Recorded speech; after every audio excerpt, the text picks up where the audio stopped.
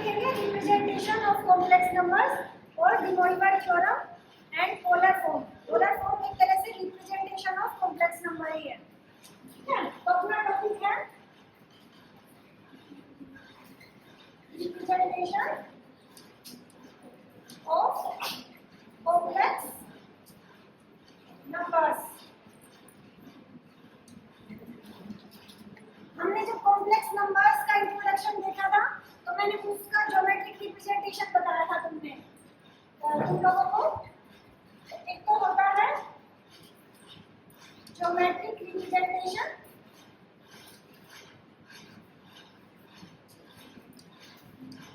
और दूसरा होता है पोलर फॉर्म। ज्योमेट्रिक रिप्रेजेंटेशन क्या था कॉम्प्लेक्स नंबर्स का? ये एक्स अक्ष था और ये वाई अक्ष था। एक्स अक्ष को बोल रहे थे हम रियल एक्सिस, दैट मींस वास्तविक अक्ष, और इसको बोल रहे थे इमेजिनरी एक्सिस, ठीक है, यानी काल्पनिक अक्ष। जैसे कोई हमने कॉम्प्लेक्स नंबर लिया z = x + आयोटा y, और अगर हम एक्सवाई प्लेन में देखें तो ये पॉइंट x, y अगर यहाँ पर है, this is point P is x, y, तो जो ये पॉइंट है ये ओरिजिन है। तो ये रिप्रेजेंटेशन क्या कहलाता है? इसका ज्योमेट्रिक रिप्रेजेंटेशन। और इसकी लेंथ क्या होती है? इसकी लेंथ होती है मॉड्यूलस ऑफ z। अब तक तुम्हें नहीं पता है मॉड्यूलस ऑफ z क्या होता है, तो हम देखते हैं कि मॉड्यूलस ऑफ z क्या है। परिमाण ऑफ कॉम्प्लेक्स नंबर्स, सम्मिश्र संख्याओं का परिमाण, ठीक है। If z is x plus iota y, then mod z is √ of x square plus y square। तो इस तरीके से हम किसी कॉम्प्लेक्स नंबर का परिमाण निकालते हैं। परिमाण क्या होता है? एक स्केलर क्वांटिटी होती है। देखो फॉर एग्जांपल अगर तुम्हें मैं एक क्वेश्चन दूं z = 2 + 3 आयोटा, ठीक है। अब इसका मॉड्यूलस क्या आएगा? √2 का square 4 + 3 square is 9, that means √13। अब जो ये लेंथ है, ये लेंथ कितनी होगी? √13। ये है ज्योमेट्रिक रिप्रेजेंटेशन। अच्छा, एक चीज और है, इस x को अगर हम वैसे लिखना चाहें, ये x क्या होता है इसमें? x is real part of z, और इसको लिखते कैसे हैं? रियल REZ करते हैं। ऐसे y को क्या बोलते हैं? इमेजिनरी पार्ट ऑफ z, और इसको कैसे डिनोट करते हैं? IMZ से, ठीक है। तुमने वो देखा था कॉम्प्लेक्स कॉन्जुगेट। अगर मैं पूछूं z ये है तो z बार क्या होगा? z बार क्या होता है? कॉम्प्लेक्स कॉन्जुगेट, सम्मिश्र संयुग्मी। क्या होगा z बार? उस दिन बताया था ना तुम्हें कि अगर यहाँ पे प्लस है तो यहाँ का निशान चेंज कर देना, बस 2 - 3 आधा हो जाएगा। अब तुम इसमें निकाल के देखो इसका परिमाण क्या आएगा? √, इसको तुम ऐसे लिख सकते हो 2 + -3 आयोटा, ऐसे लिख सकते हैं हम। तो इसका क्या आएगा? मॉड्यूलस 2 स्क्वायर इज 4 एंड -3 का square is 9, that means again √13। तो इसे हम क्या बोल सकते हैं? mod z = mod of z बार। तो z का परिमाण और z बार का परिमाण हमेशा सेम आता है, ठीक है। ये तो हो गया ज्योमेट्रिक रिप्रेजेंटेशन। अब हम आते हैं पोलर फॉर्म पे। पोलर फॉर्म एक इम्पोर्टेंट टॉपिक है, उससे क्वेश्चन आ सकता है, ठीक है। अब हम पोलर फॉर्म की बात करते हैं। पोलर फॉर्म मेनली क्या होती है? जो भी r थीटा में होता है उसको हम पोलर फॉर्म बोलते हैं। अभी हमने इसको क्या लिखा था? x + आयोटा y की फॉर्म में। अब हम किस फॉर्म में लिखेंगे किसी कॉम्प्लेक्स नंबर को? r और थीटा की फॉर्म में। जब कोई भी कॉम्प्लेक्स नंबर r थीटा की फॉर्म में हो तो उसे क्या बोलते हैं? पोलर फॉर्म बोलते हैं। और पोलर फॉर्म यूजुअली किस तरीके की होती है? z = r cos theta + iota sin theta. अब ये थीटा क्या होता है? थीटा होता है ये वाला एंगल, और किस डायरेक्शन में? एंटी क्लॉकवाइज डायरेक्शन में। अगर हम मापें इस एंगल को यहाँ से शुरू करके ऐसे, तो ये जो थीटा है, ये थीटा हमारा किस में आता है? पोलर फॉर्म में आता है, यूज होता है। इस देखो ये तो था मॉडुलस, और थीटा को क्या बोलते हैं? Argument of Z. यहाँ पे देखो where R is modulus of Z, ठीक है। आर तो किसके इक्वल होता है? मॉडुलस जेड के इक्वल होता है, और theta is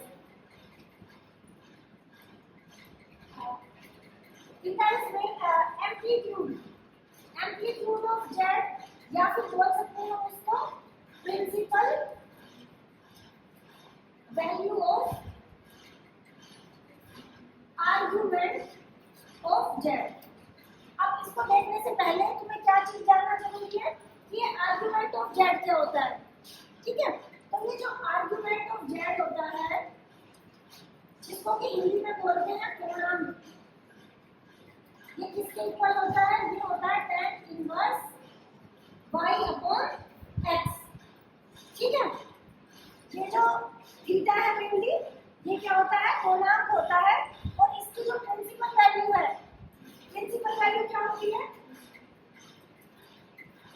amplitude of Z, और इसको आर्गुमेंट ऑफ जेड भी बोलते हैं, जिसमें ए कैपिटल आ जाए। ये तो स्मॉल ए वाला था, ये कैपिटल ए वाला है।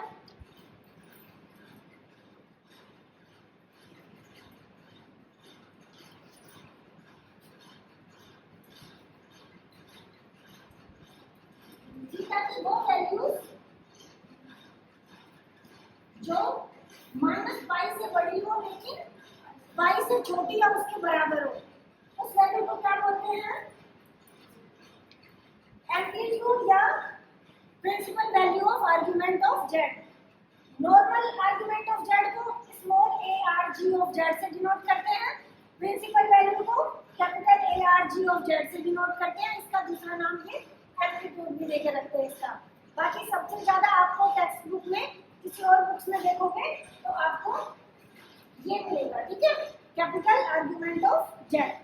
मेन यूज इसका होता है यहाँ पर, इसमें, ठीक है। ये जो थीटा क्या है, यहाँ पे principal value of argument of Z है। अच्छे से समझ आएगा जब आप, अभी हम एक दो एग्जांपल लेंगे, ठीक है। अभी हम एक दो, अब देखो ये तो निकालने का तुम्हें तरीका पता है, स्मॉल आर्गुमेंट जेड को कैसे निकालते हैं? tan inverse y by x करके। लेकिन प्रिंसिपल वैल्यू को कैसे निकाले? वैल्यू तो इससे ज्यादा भी आ सकती है ना, हो सकता है माइनस पाई से छोटी आ जाए या पाई से बड़ी आ जाए। मान लिया तुमने tan inverse y by x किया, तो थीटा की अगर इस एंगल की वैल्यू आर्गुमेंट ऑफ जेड की वैल्यू पाई से बड़ी आ गई, suppose 3 pi by 3 pi by 2 आ गई, है ना, तो वो तो प्रिंसिपल वैल्यू नहीं कहलाएगी ना, क्योंकि वो इसके बीच में नहीं है, वो पाई से बड़ी है 3 पाई बाई 2। तो उस केस में हम ये कैसे निकालें?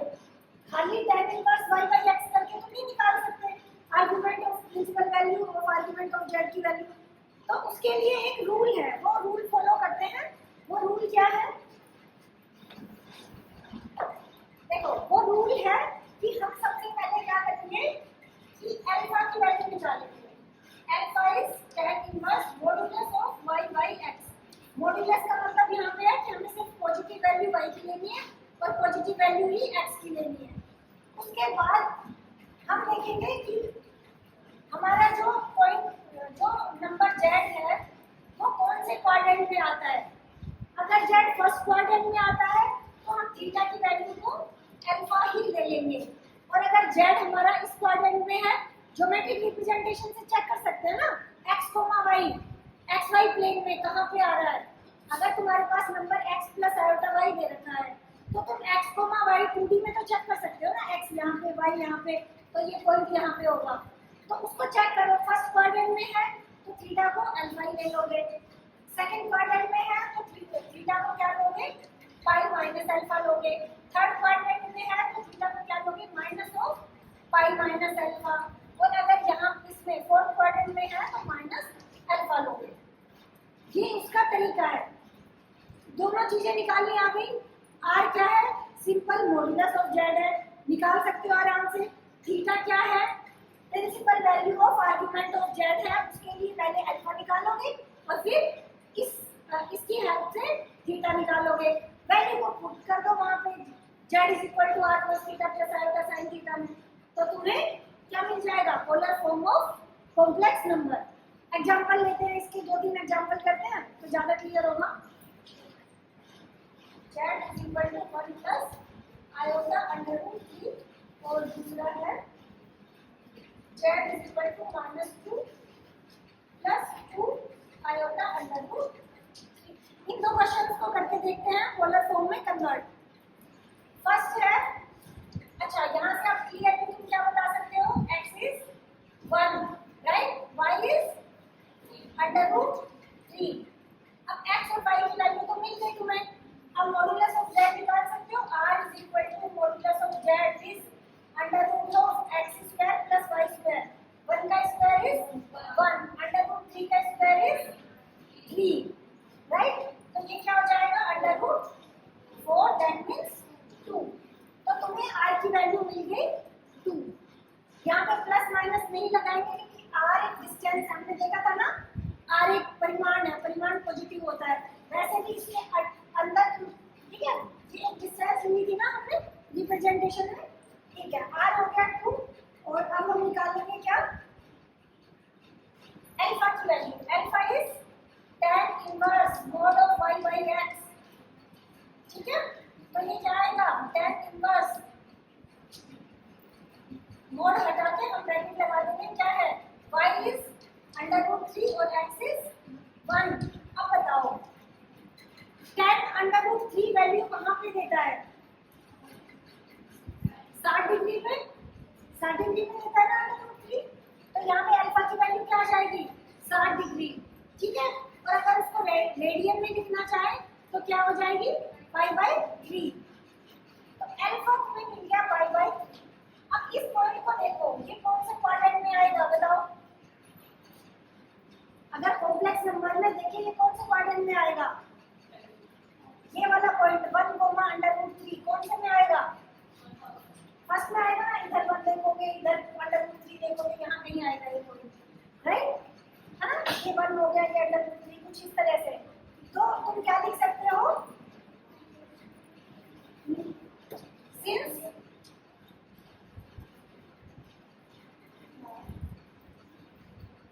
z lies in first quadrant,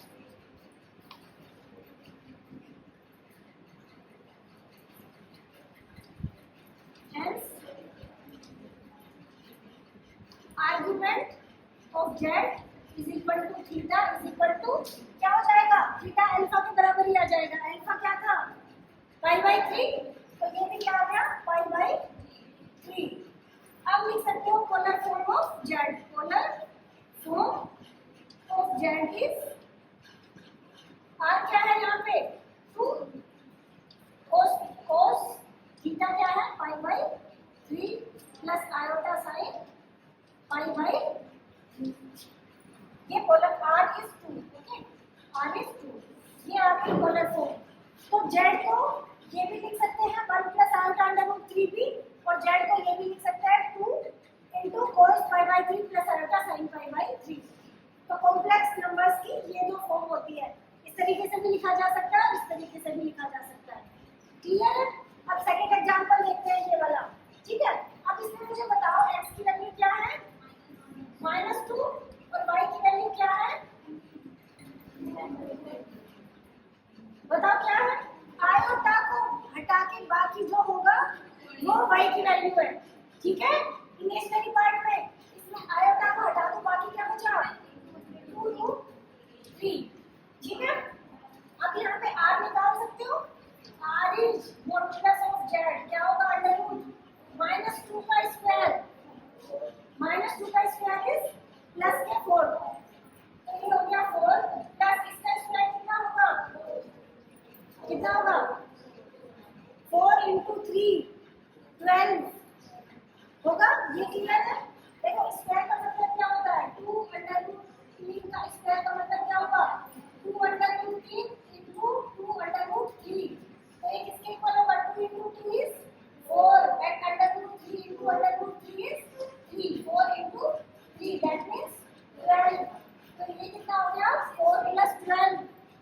√16, √16 की वैल्यू क्या होगी 4। तो r की वैल्यू आ गई तुम्हारे पास 4। अब थीटा निकालने के लिए पहले क्या निकालोगे alpha. Alpha is tan inverse modulus of y upon x। तो क्या आएगा tan इनवर्स क्या लोगे y की पॉजिटिव वैल्यू 2√3, ठीक है। x की पॉजिटिव वैल्यू क्या लोगे पॉजिटिव वैल्यू 2, ठीक है। माइनस को हटा देंगे इसमें, क्यों क्योंकि यहाँ पे फॉर्मूले में हमारे पास मॉडुलस है। मॉडुलस मींस हमें सिर्फ पॉजिटिव वैल्यू लेनी है। तो क्या आएगा इससे कट गया, तो फिर अल्फा की वैल्यू क्या आ रही है पाई/3। तो ये पाई/3 आ गई। लेकिन अब ये बताओ ये वाला पॉइंट कौन सा पॉइंट -2, 2√3 ये पॉइंट कौन से क्वाड्रेंट में लाई करेगा। x की वैल्यू कौन सी है माइनस, ये तुम्हारा कौन सा होता है पॉजिटिव एक्सिस और ये कौन सा होता है नेगेटिव। तो x इधर की साइड आएगा। y की वैल्यू कैसी है पॉजिटिव है, तो ये इधर की तरफ क्या होता है पॉजिटिव और इधर की तरफ नेगेटिव। तो ये कौन से क्वाड्रेंट में आएगा सेकंड क्वाड्रेंट में।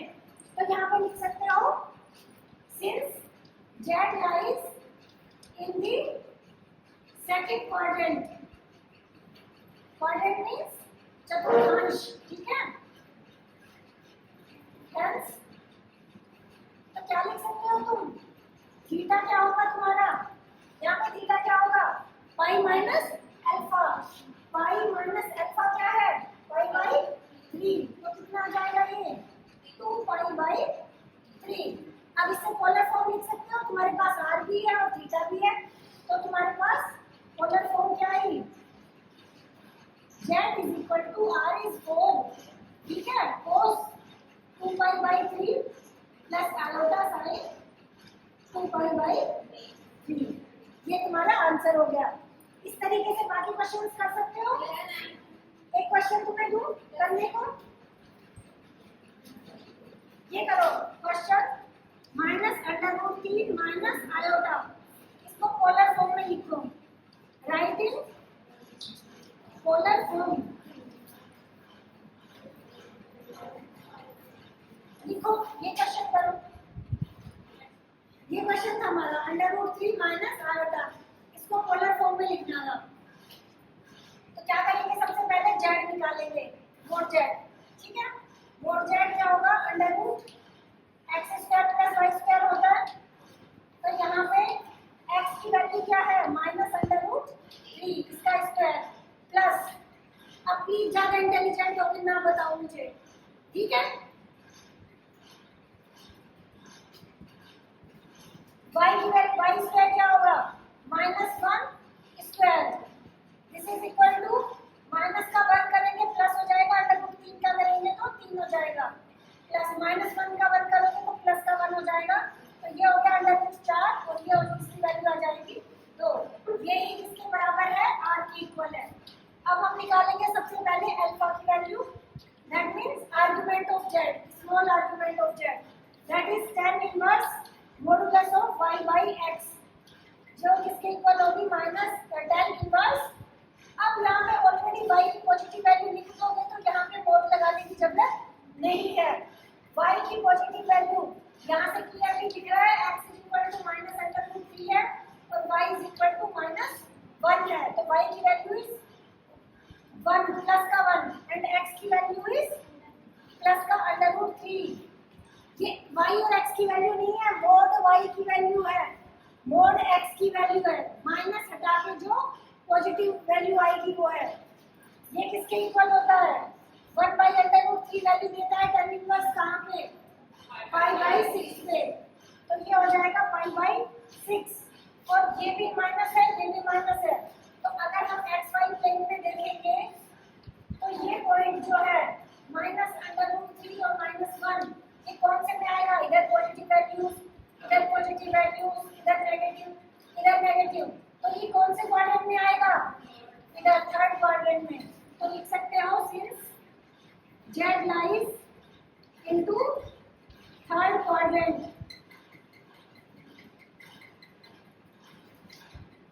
तो theta is minus of pi minus alpha, this is minus of 5 minus 5 by 6, तो ये हो गया माइनस 5 पाई बाई 6।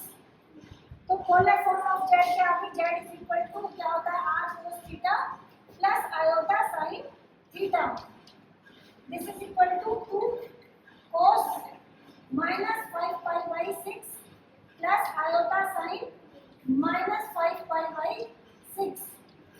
अब तुम्हें पता है cos minus theta is cos theta and sine minus theta is minus of sine theta.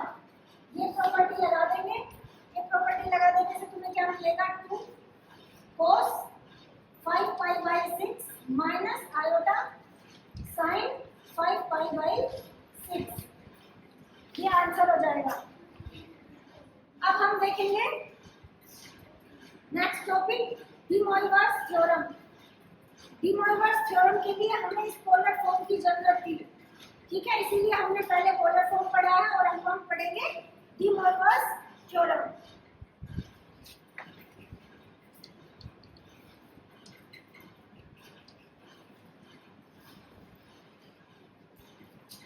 D Moivre's theorem, D Moivre's theorem mainly कहाँ पे काम आती है, पहले तो हम इसका स्टेटमेंट देखते हैं।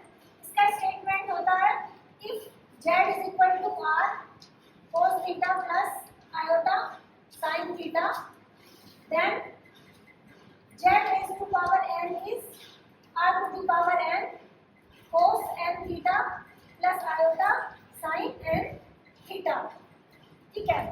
तो इसे एक तो क्लियरली जहां पर ये भी मेंशन करना जरूरी है वेयर n इज पॉजिटिव और नेगेटिव इंटीजर,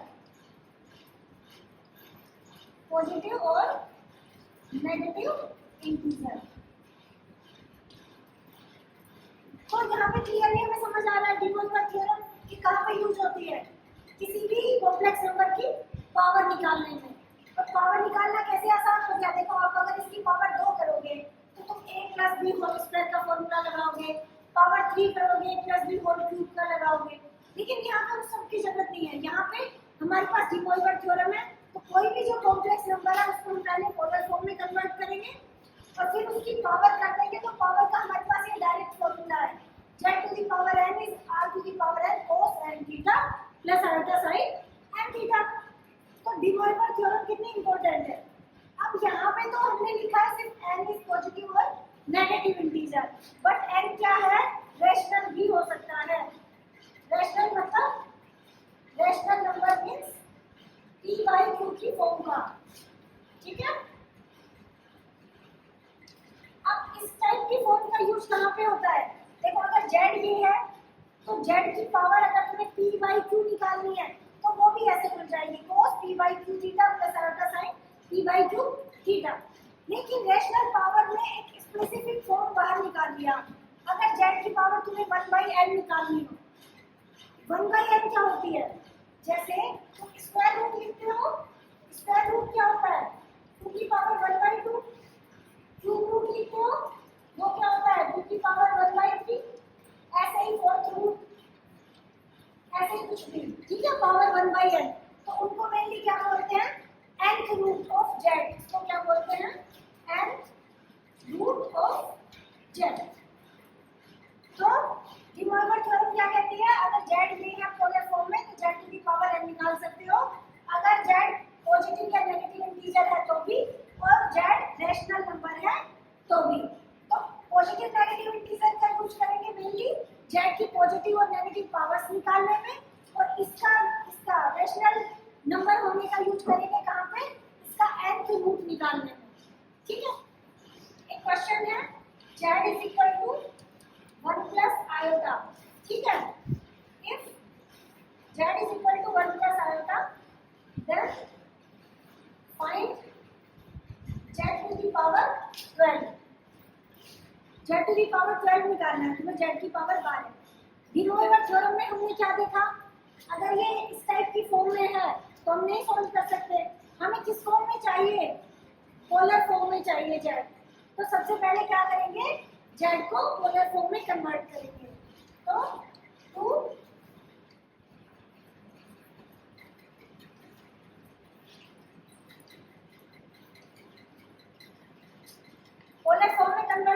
लिए हम सबसे पहले क्या फाइंड करेंगे, आर की वैल्यू। आर क्या होता है तुम्हारा, मॉडुलस ऑफ जेड, जो क्या होता है under root X square plus Y square. X की वैल्यू यहाँ पे क्या है 1, वाई की वैल्यू क्या है 1, तो ये क्या हो जाएगा 1 + 1 that means under root 2।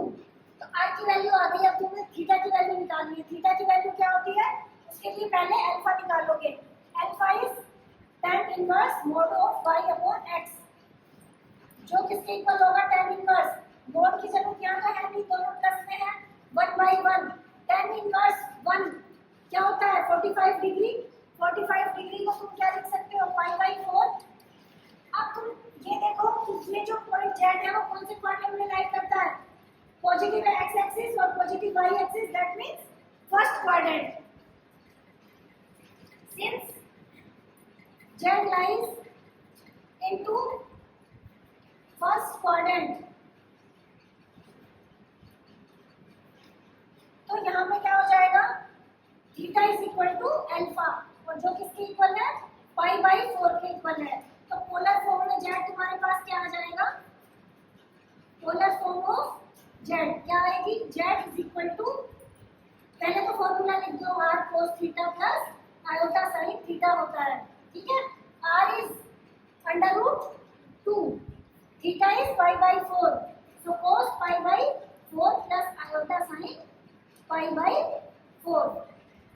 Under root 2 क्या है, एक तरह से पावर 1/2 है, और तुम्हें निकालना क्या है z की पावर 12, z12, दैट मींस क्या करोगे अंडर रूट 2 की पावर 12, और यहाँ पे क्या हो जाएगा डी मोइवर थ्योरम से 12 into π/4 plus iota sine 12 into π/4, यही कहती है डी मोइवर थ्योरम।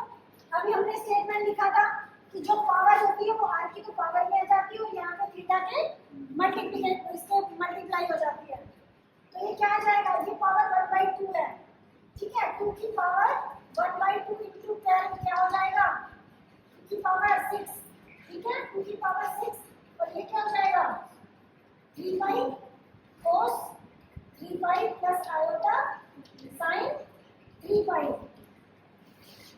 अब 2 की पावर 6 क्या होता है 64।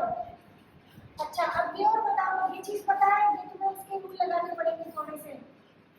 3 की वैल्यू, दैट मींस cos 3 कहाँ पे आएगा, ये पाई, ओके। पहले तो ये लगाओगे तुम 2 प्लस पाई, इसको क्या लिख सकते हो तुम cos 2 plus pi plus iota sign 2 plus pi, ये क्या हो जाएगा 64। अब ये क्या होता है cos 2 प्लस थीटा क्या होता है cos थीटा ही हो जाता है, तो ये किसके इक्वल होगा cos के इक्वल। ऐसे ही sin 2 प्लस थीटा क्या हो जाता है cos sin थीटा ही होता है। ये कुछ फॉर्मूलाज हैं या प्रॉपर्टीज है ट्रिग्नोमेट्रिक फंक्शंस की, वो हम ट्रिग्नोमेट्री वाला चैप्टर पढ़ेंगे ना, इसके बाद हम ट्रिग्नोमेट्री वाले ही पढ़ेंगे, उसमें देखेंगे। अभी के लिए ये याद रख लो कि cos 2 plus theta is cos theta, ऐसे ही sin 2 plus theta is sin theta होता है, तो ये क्या हो जाएगा आयोटा साइन पाई। अब देखो ये किसके इक्वल होगा 64, cos पाई की वैल्यू क्या होती है -1, और इसकी वैल्यू क्या होती है sin पाई की 0 होती है ना, sin 180 डिग्री 0, तो ये क्या आ जाएगा, ये तो 0 हो गया, ये आ गया -64। तो तुम्हारा फाइनली ये 1 प्लस आयोटा की पावर 12 क्या आया माइनस का 64। तो ये डी मोइवर थ्योरम का एक एप्लीकेशन है।